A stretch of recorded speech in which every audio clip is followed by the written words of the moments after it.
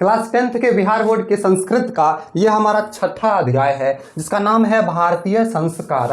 भारत के संस्कार के बारे में इसमें बताया गया है और बोर्ड एग्जाम में ये चैप्टर ही वीवीआई है। आप कहिएगा सर चैप्टर ही वीवीआई है? हाँ, क्योंकि इस चैप्टर से क्वेश्चन पक्का निश्चित 100% पूछा जाता है।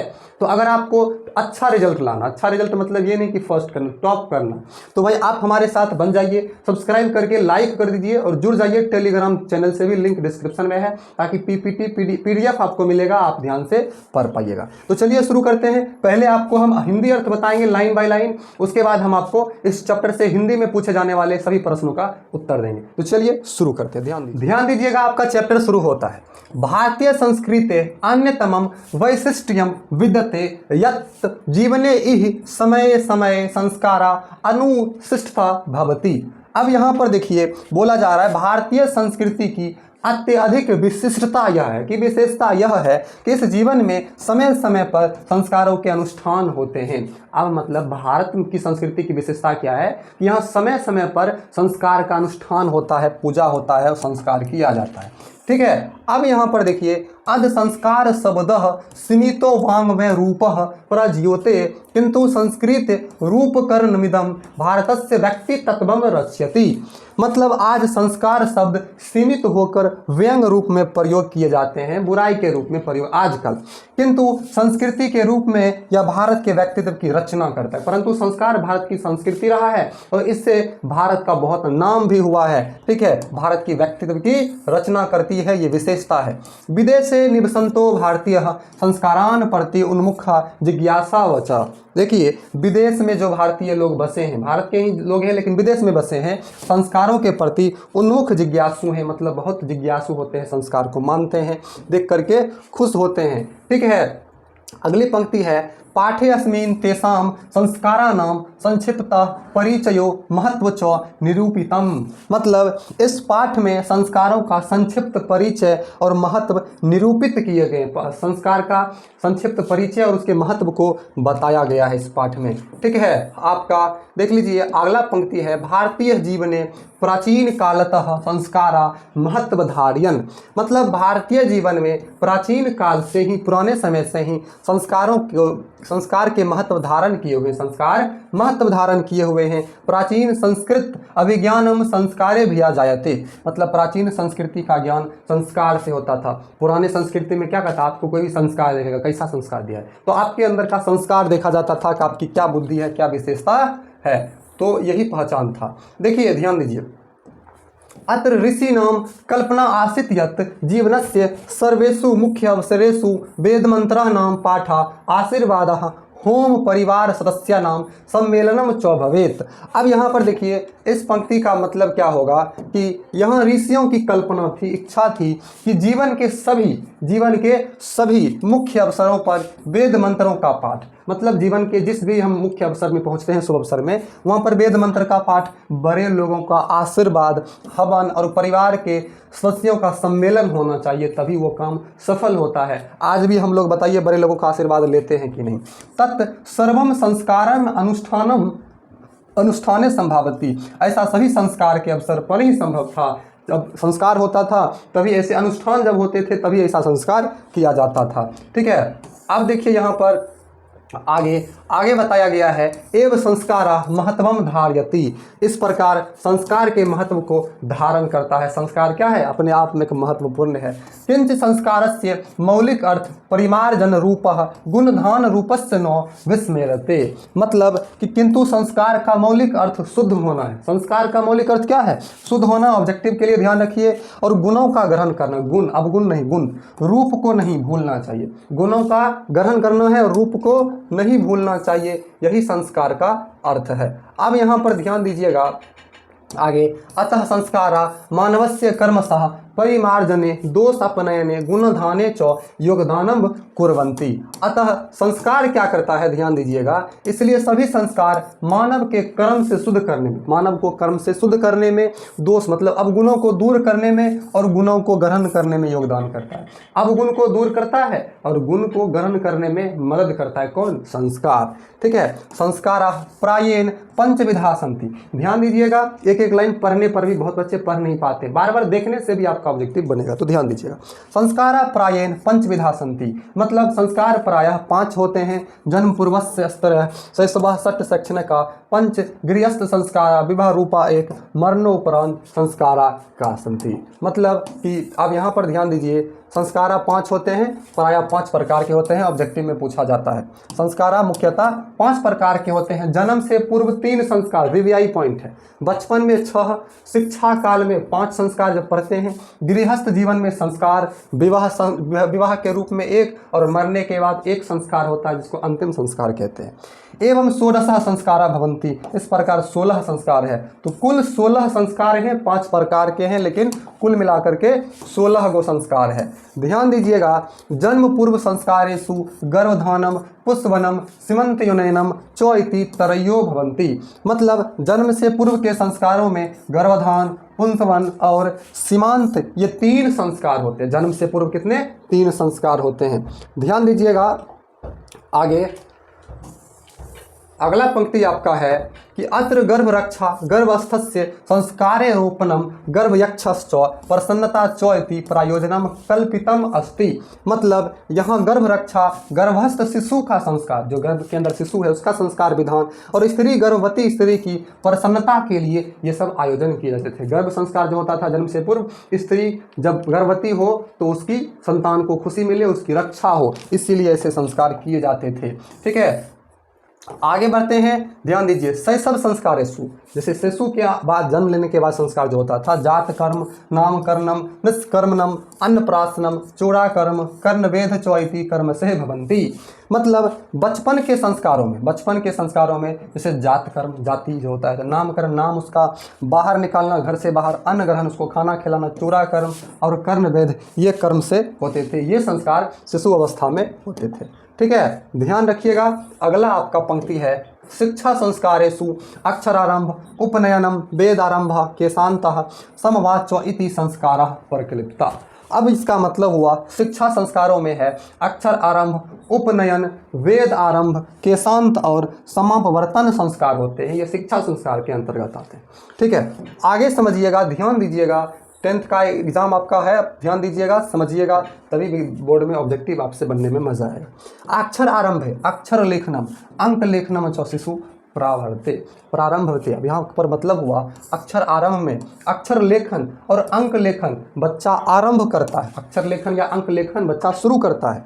उपनयन संस्कारस्य अर्थः गुरुना शिष्यस्य स्वगृहे नयनम भवति तत्र शिष्य शिक्षा नियमान पालयन अध्ययनम करोति। देखिए, इसका अर्थ होगा कि गुरु के घर में, ठीक है, इसका अर्थ होगा कि उपनयन संस्कार का अर्थ गुरु के द्वारा शिष्य को अपने घर में लाना होता है। गुरु शिष्य को अपने घर में लाते थे, वहाँ शिष्य शिक्षा नियमों का पालन करते हुए अध्ययन करते थे, शिक्षा के नियम का पालन करते हुए अध्ययन। ते नियमः ब्रह्मचर्य व्रते समाविष्टा। अब इसका मतलब हुआ तथा ब्रह्मचर्य व्रत का पालन करते थे। आजकल तो ब्रह्मचर्य व्रत का पालन मतलब क्या? मांस मदिरा से दूर रहना और इधर उधर मन भटकाने से दूर, सिर्फ शिक्षा ग्रहण करने पर ध्यान। प्राचीन काले शिष्या ब्रह्मचारी इति कथ्यते अस्मो। इसका मतलब होगा कि पुराने समय के जो शिष्य थे उन्हें ब्रह्मचारी भी कहा जाता था, पुराने समय के शिष्य को। गुरु गृहे एव शिष्या वेद आरंभ करोति, मतलब गुरु के घर में ही शिष्य जो थे वेद आरंभ करते थे। गुरु के घर में ही शिष्य क्या करते थे? वेद आरंभ करते थे। देखिए, वेदानाम महत्वम प्राचीन शिक्षायाम उत्कृष्टम मन्यते अस्मो।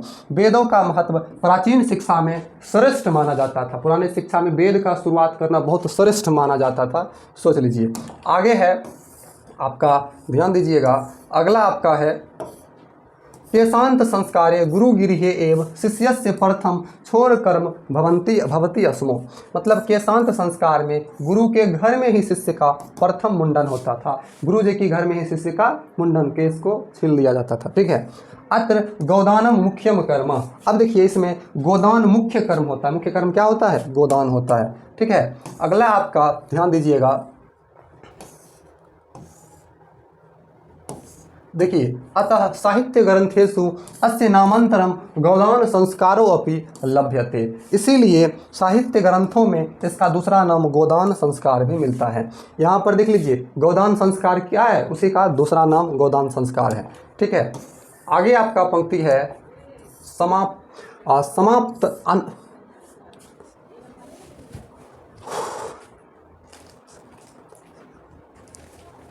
ध्यान दीजिएगा, देखिएगा, समापतन संस्कारस्य उद्देश्यम शिष्यस्य गृहस्थ जीवने प्रवेशा। मतलब कि समापवर्तन संस्कार का उद्देश्य होता था, समापवर्तन संस्कार का मतलब होता था शिष्य का गुरु के घर से अलग होकर, गुरु जी के घर से आप अलग होकर के गृहस्थ जीवन में प्रवेश करना होता था, मतलब शादी विवाह करना होता था, गृहस्थ जीवन में प्रवेश करना होता था। देखिए, अब शिक्षा अवसाने गुरुवः शिष्यान उपदेश्य गृही परियेषति, मतलब शिक्षा की समाप्ति पर, शिक्षा खत्म होने के बाद गुरु शिष्यों को उपदेश देकर भेजते थे, गुरु शिष्य को उपदेश देते थे, उसके बाद उनको भेज देते थे।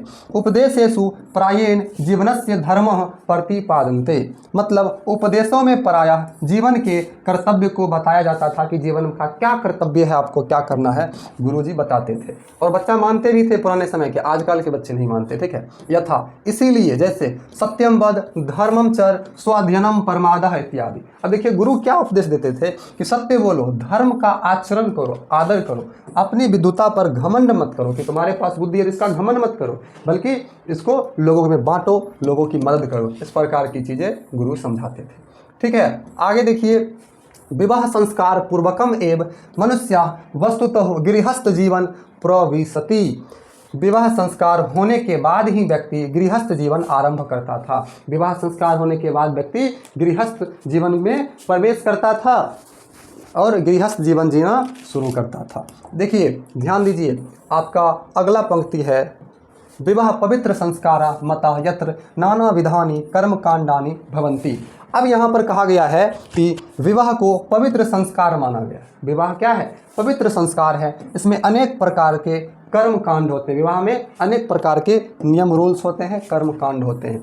अब देखिए क्या क्या होता है विवाह में, समझ लीजिए ताकि काम आएगा उस समय, ठीक है। देखिए, तेसु वाग्दानम मंडप निर्माणम वधु गृहे वर पक्षस्य स्वागतम वर वधुवो परस्परम निरीक्षणम कन्यादानम अग्नि प्रास्थनम पानी ग्रहणम लाजा होम सप्तपदी सिंदूर दानम इत्यादि। देखिए ध्यान दीजिए, विवाह संस्कार में क्या होता है, जब विवाह होता है उस पर उसमें होता है वागदान, मंडप का निर्माण होता है, वधु मतलब लड़की के घर, वर पक्ष मतलब लड़का जब जाता है बाराती का स्वागत होता है, लड़की के घर पर लड़का का स्वागत होता है, वर वधु का निरीक्षण होता है, दोनों लड़का लड़की का, कन्यादान पिताजी की तरफ से लड़की का कन्यादान होता है, अग्नि की स्थापना होता है ना बीच में, हवन जिसको कहते हैं, पानी ग्रहण कराया जाता है, धान के लावे से हवन किया जाता है, सप्तपदी होता है, उसके बाद अंतिम में सिंदूर दान होता है, और इस प्रकार से विवाह संस्कार संपन्न होता है, ठीक है। इसके बाद एक और महत्वपूर्ण संस्कार है, ध्यान दीजिएगा, जो पूछा भी जाता है बोर्ड एग्जाम में, सर्वत्र समान रूपेण विवाह संस्कार प्रायेण आयोजनम भवति।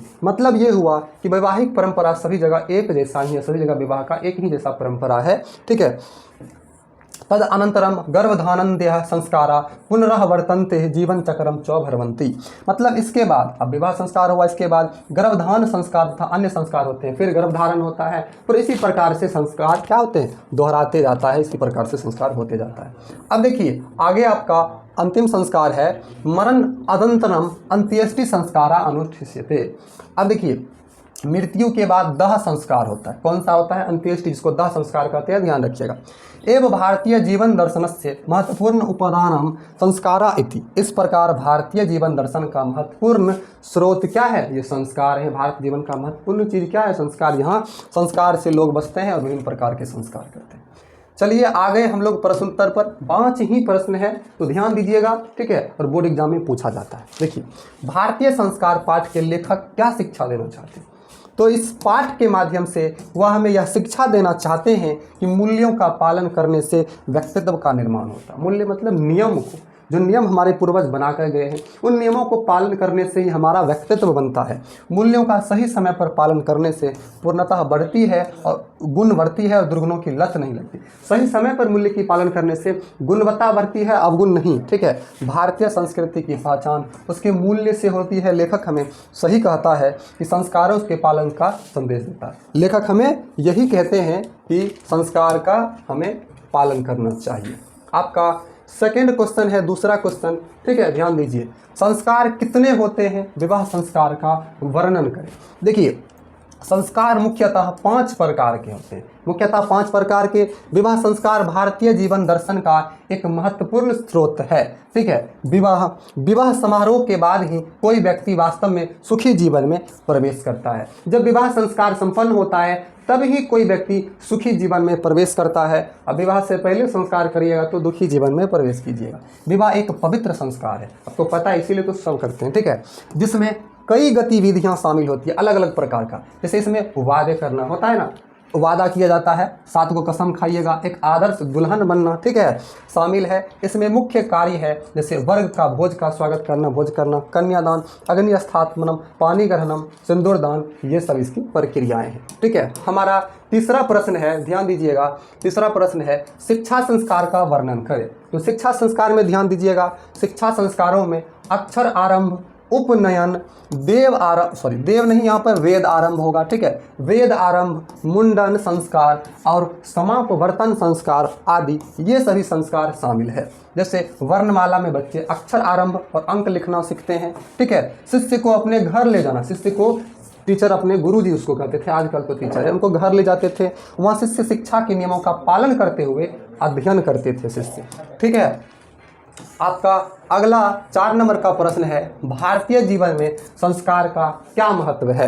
देखिए, भारतीय जीवन में संस्कार का महत्व प्राचीन काल से ही, पुराने काल से ही स्थापित है। यहाँ ऋषियों ने कल्पना की थी, सोचे थे कि जीवन के सभी महत्वपूर्ण अवसरों पर, चाहे वह मित्रों से वेदों का पाठ हो, भक्तों का आशीर्वाद हो, हवन हो या परिवार के सदस्य की सभा, अनुष्ठान भारतीय अशुद्धियों को शुद्ध करते हैं। तो ये अनुष्ठान जो होता है, पूजा पाठ, अशुद्धियों को शुद्ध करते हैं। इस स्वरूप संस्कार सेवन दर्शन का एक महत्वपूर्ण स्रोत है। तो यही संस्कार जो होता है जीवन का महत्वपूर्ण स्रोत है। और हमारा लास्ट प्रश्न इस चैप्टर का, ध्यान दीजिएगा, भारतीय संस्कार पाठ में लेखक के क्या विचार हैं। समझिएगा, भारतीय संस्कार के पाठ में लेखक का विचार है कि व्यक्ति का व्यक्तित्व सही मूल्यों से बनता है, सही नियमों का पालन करने से। इससे इसी विदेशी भी विदेशियों की ओर उन्मुखता और जिज्ञासु होते हैं। इसीलिए जो विदेशी लोग होते हैं हमारे देश की ओर उन्मुखता से जिज्ञासी होते हैं, हमारे संस्कार को वो भी ग्रहण करना चाहते हैं। ठीक है, तो इस वीडियो में हमने आपको संस्कृत का 6ठा चैप्टर भारतीय संस्कार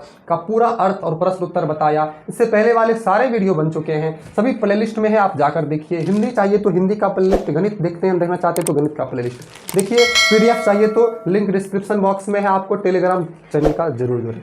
थैंक्स फॉर वॉचिंग, मिलते हैं नेक्स्ट वीडियो में, धन्यवाद।